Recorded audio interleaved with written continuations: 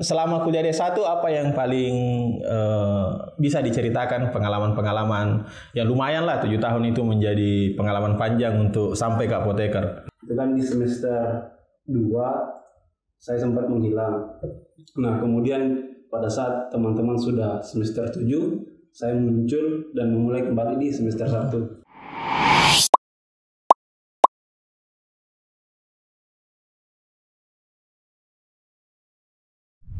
Oke, assalamualaikum warahmatullahi wabarakatuh. Kembali lagi bersama kami di podcast Fakultas Farmasi UMI. Puji syukur kawan-kawan, hari ini kita diberikan kesempatan untuk berjumpa kembali dalam acara atau podcast Farmasi UMI ini. Kali ini kita kedatangan salah satu alumni dari Fakultas Farmasi UMI.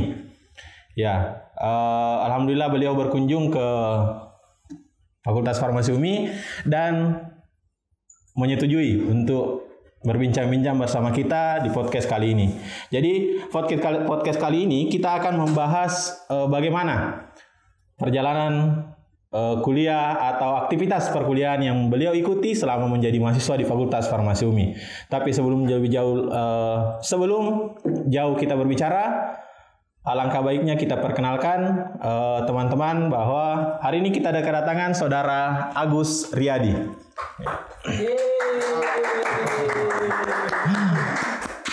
Baik, kawan Agus, saya panggil kawan atau saya panggil kakak? Ya.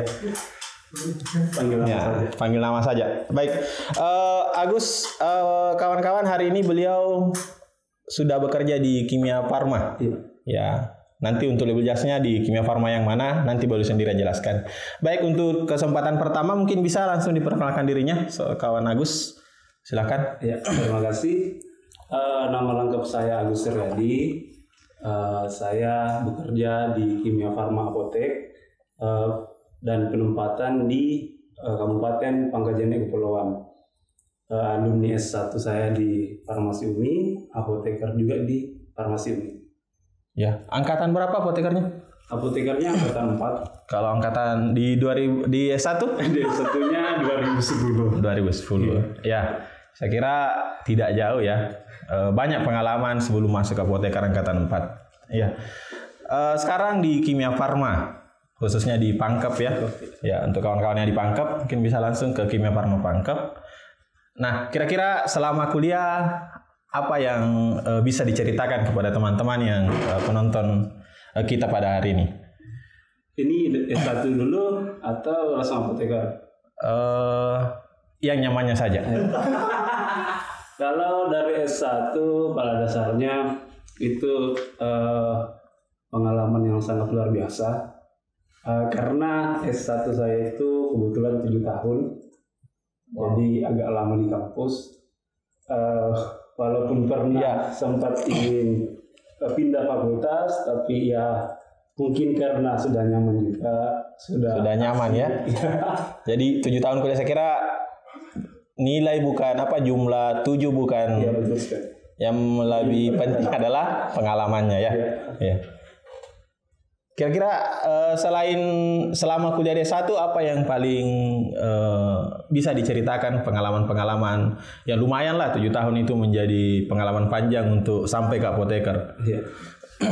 Di S1 itu sangat banyak pengalaman, khususnya pada saat pertama kali saya masuk kembali, itu kan di semester 2 saya sempat menghilang. Nah kemudian pada saat teman-teman sudah semester 7, saya muncul dan memulai kembali di semester 1. Ya. Jadi agak berat. Sebelum lanjut, menghilang itu diculik atau ada proses lain yang diikuti? Ya. Anda berencana pindah fakultas di semester 2? Sebenarnya saya pernah daftar itu di penerbangan di Maros itu, ATKP, daftar penerbangan, cuma tidak lulus. Nah, setelah tidak lulus itu hampir terbang ya. Setelah tidak lulus itu ada keinginan kembali untuk lanjut kuliah. Cuman karena saya pikir farmasi itu berat sekali, saya tidak mampu. Nah, itu pemikiran awal ya. Sampai akhirnya dibiarkan sampai di semester 7 itu teman-teman sudah semester 7 tepatnya 2013 saya mulai berpikir, kalau seperti ini terus tidak akan ada perubahan. Jadi saya memutuskan untuk pindah fakultas dulu. Memutuskan pindah fakultas. Ya. Pada saat itu saya rencana pindah ke hukum. Sudah sempat ke fakultas hukum, komunikasi di sana. Saya diarahkan kembali ke fakultas untuk menyelesaikan tunggakan sama minta surat rekomendasi pindah fakultas. Ya. Karena memang kalau sebelum pindah harus selesai dulu urusannya di farmasi ya. Ya. Setelah kenapa tidak jadi pindah? Nah, setelah kejadian itu sebenarnya sudah hampir ke hukum. Cuman pada saat itu kebetulan saya duduk di bawah sambil menunggu keputusan juga. Itu kan pada saat itu mau dimintakan tanda tangan. Sambil duduk itu teman-teman lewat, sangkatan lewat, disampaikan, kenapa dulu di sini? Saya bilang saya rencana mau pindah ke hukum. Coba dipikir-pikir lagi. Akhirnya teman-teman sampaikan bahwa mereka juga ternyata banyak yang tertinggal. Jadi mereka sampaikan kita bisa sama-sama, ayo. Saya memutuskan iya.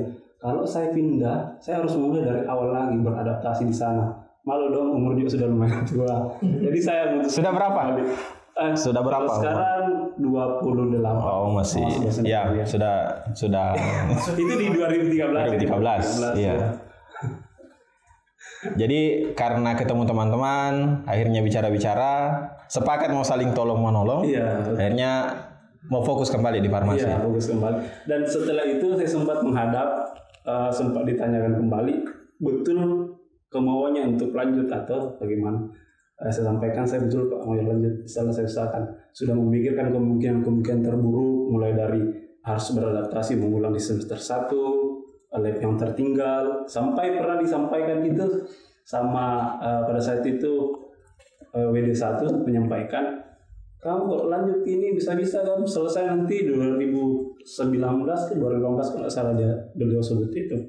Ya saya down, lamanya udah selesai ini.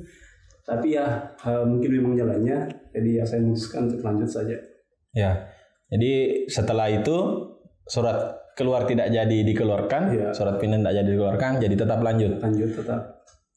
Nah, progres usaha-usaha selama mengejar ketertinggalan itu pasti sangat berkesan. Ya. Kira-kira apa yang paling diingat selama proses mengejar ketertinggalannya teman-teman yang sudah semester 7? Itu sebenarnya yang paling berat itu adalah harus mengulang bersama dengan junior-junior. Itu yang paling berat. Kemudian di samping itu lab juga kan agak padat. Jadi harus saya kejar ketinggalan beberapa lab. Dan pada saat itu sedikit ada masukan dari beberapa dosen. Sedikit ada masukan orientasi untuk lanjut kerja apa yang ingin dicapai. Kalau memang fokus betul-betul mau selesai di farmasi, lakukan yang terbaik, ikut kuliah. Dan kebetulan juga pada saat itu ada pemilihan BEM.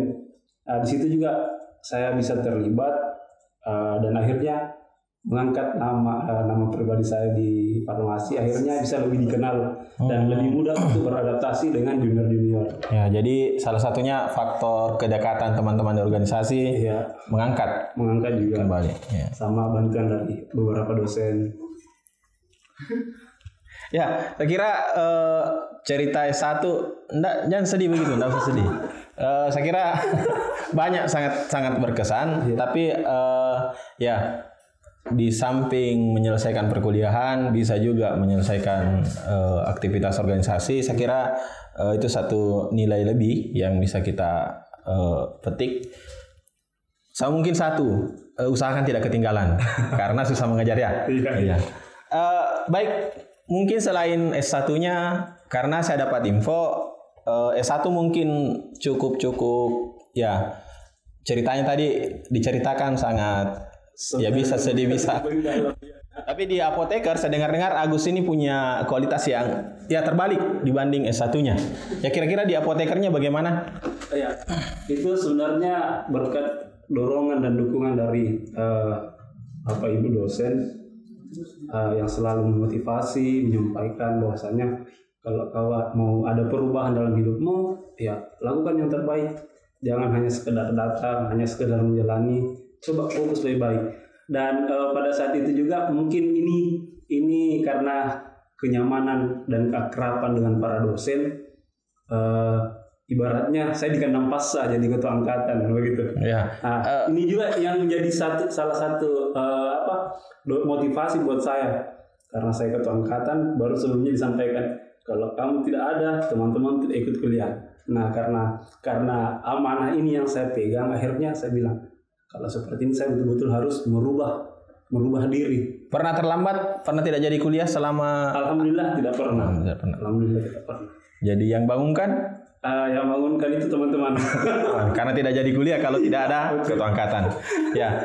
Selain itu proses perkuliahan di apoteker ya mungkin. Ya. Kalau di apoteker itu kenapa tadi dikatakan sedikit unggul lah dibanding atau berbanding terbaik lah ketika perkuliahan di S1. Itu sebenarnya saya suka sekali dengan metode yang dipakai di apoteker UMI. Nah, ini yang membuat para mahasiswa itu punya keinginan lebih untuk belajar, karena mereka menggunakan metode-metode yang membuat kita betul-betul harus tahu. Jadi akhirnya kita terdorong untuk bisa kalau saya tidak belajar saya akan ketinggalan. Ya. Jadi proses di perkuliahan di apoteker memang berbeda pada saat S1. Tapi saya kira motivatornya sama, motivasinya juga masih sama, selalu mau memperbaiki diri. Baik, untuk berikutnya mungkin bisa bincang-bincang masalah pekerjaan atau apa yang sangat dibawa dari kuliahnya ke pekerjaan, apa yang paling bermanfaat. Sebenarnya ini saling berkaitan. Saya bisa masuk kerja di Kimia Farma itu karena saya tadi jadi ketua angkatan ini. Itu kan pada saat ujian kompre, kebetulan pengujinya dari Kimia Farma. Saya diuji pada saat itu sampai ditawari mau kerja tidak di Kimia Farma. Ada keinginan untuk kerja di Kimia Farma? Saya bilang iya, saya ada keinginan untuk kerja di Kimia Farma. Dan kebetulan beliau pada saat itu bertemu dengan salah satu dosen. Kemudian dosen tersebut pas saya lewat dipanggil, Agus sini dulu, tolong diantar ini bapaknya ke fakultas. Nah, terus di situ disampaikan ini ketua angkatan apoteker 4 Pak, salah satu mahasiswa terbaik kami. Nah, itu yang menjadi tambahan buat pihak Kimia Farma untuk merekrut saya. Jadi belum selesai, ibaratnya belum sumpahan tapi sudah UKAI, sudah kerja di Kimia Farma. Jadi sudah dapat pengalaman lebih dulu daripada teman-teman yang lain yang mendaftar di Kimia Farma. Jadi peningkatan di Kimia Farma sendiri sudah sampai di mana karirnya? Alhamdulillah di Kimia Farma itu kalau karir lumayan cepat kalau karir ya, karena bisa dibilang baru sebulan kerja, yang ibaratnya teman-teman yang lain yang melalui tahapan itu harus magang dulu 3 bulan, tapi saya tidak. Saya 1 bulan kemudian langsung dipanggil, ditawarkan untuk menjadi salah satu farmasi manajer di apotek Kimia Farma Pangkep. Nah, berselang beberapa bulan kemudian ada tes untuk pengangkatan, saya ikut kembali, ya alhamdulillah tembus, lulus, dan akhirnya sekarang dikembalikan lagi ke Kimia Farma. Jadi statusnya sudah pegawai tetap. Iya, sudah pegawai tetap. Ya alhamdulillah bulan lalu sudah pegawai tetap. Iya. Ya. Jadi saya kira proses perjalanan panjang kuliah di S1 kemudian di apoteker, kemudian masuk di dunia kerja, saya kira ada hal-hal yang sangat anggaplah bahwa prinsip ini yang selalu saya gunakan. Kira-kira apa prinsip yang dibawa semasa kuliah hingga dibawa sampai di masa kerja sekarang? Ya, prinsipnya simpel.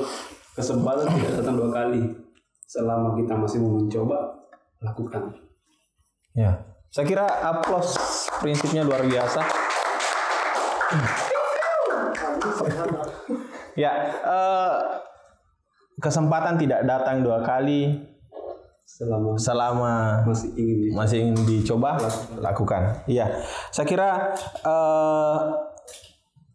yang selanjutnya mungkin karena kita sudah bicara dunia kerja, saya kira juga di dunia kerja di teman-teman Kimia Farma juga nantilah kita cari lagi siapa alumni. Saya kira beberapa alumni UMI juga ada di Kimia Farma. Banyak sekali alumni di Kimia Farma. Iya. Yang terakhir mungkin Agus, apa harapannya untuk Fakultas Farmasi UMI? Ya, kalau harapannya saya harap Fakultas Farmasi UMI tetap memberikan pendekatan-pendekatan yang sama yang seperti yang saya dapatkan pada saat S1, sehingga mahasiswa-mahasiswa yang mungkin agak sedikit merasa dia kurang mampu, bukan kurang mampu dalam artian kurang pintar ya, bukan kurang pintar, tapi kemauannya yang kurang, sehingga itu yang betul-betul mendorong saya pribadi dan mungkin kedepannya buat adik-adik agar lebih semangat kuliah dan bisa menyelesaikan kuliah tidak hanya sekedar selesai tapi berkualitas kembali. Ya. Jadi kita sebenarnya berharap juga bahwa selesai kuliah, betul yang dikatakan Agus, selesai kuliah bukan hanya sekedar selesai tapi punya kualitas. Iya. Saya kira cukup untuk bincang-bincang kita kali ini bersama Agus ya. Mungkin terima kasih banyak atas waktunya. Mungkin lain kali bisa datang di topik-topik yang lain. Mungkin lain kali kita bicara-bicara bagaimana pengelolaan apotik. Ya, saya kira ilmu untuk yang diperoleh di Kimia Farma bisa ditularkan ke adik-adik yang sekarang kuliah ataupun yang ingin kuliah di Fakultas Farmasi UMI. Baik teman-teman, saya kira itu dari podcast kali ini. Terima kasih atas perhatiannya. Silakan subscribe, kemudian berikan komentar Anda atau share ke teman-teman untuk pengembangan Fakultas Farmasi UMI. Saya Nasrul Haq, biasa dipanggil Nas atau panggil saja Nas. Sampai jumpa di podcast berikutnya. Assalamualaikum warahmatullahi wabarakatuh.